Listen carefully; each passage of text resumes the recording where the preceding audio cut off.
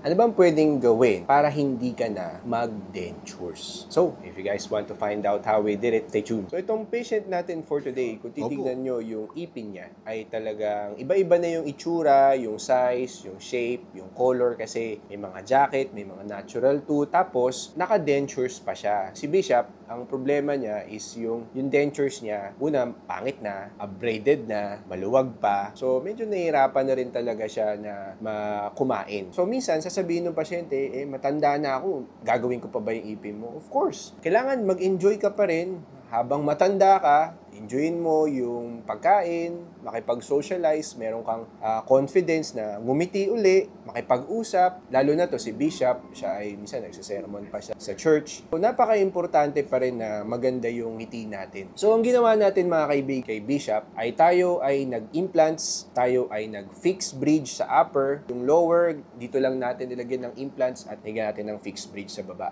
At ang ginamit nating material ay zirconia. Bakit yun ang ginamit natin? Unang-una, yun ang pinakamatibay na pwedeng ilagay sa bibig ni Bishop. At para talagang lifetime na. So, ito na mga kaibigan ang case ni Bishop. So, kung titingnan nyo, napakagwapo na. Ang ganda na ng smile ni Bishop. Hindi masyado maputi ginawa natin para magpantay pa rin sa baba. At syempre, para natural pa rin yung itsura. Hindi masyado maputi, pero hindi rin masyadong madilaw. So, para sa mga pasyente na gusto kong makausap, pwede tayong mag-online consultation. Kung malayo kayo, pwede kayong mag-actual consultation kung nandito na kasi Pilipinas. At kung takot ka sa dentista, pwede kang mag-AI diagnostic para sa dental. Ang gagawin mo lang is ida-download mo tong link na to, download mo yung app natin para makapag-check up ka using AI. Magkaroon ka lang ng idea kung ano yung pwedeng gawin sa bibig mo.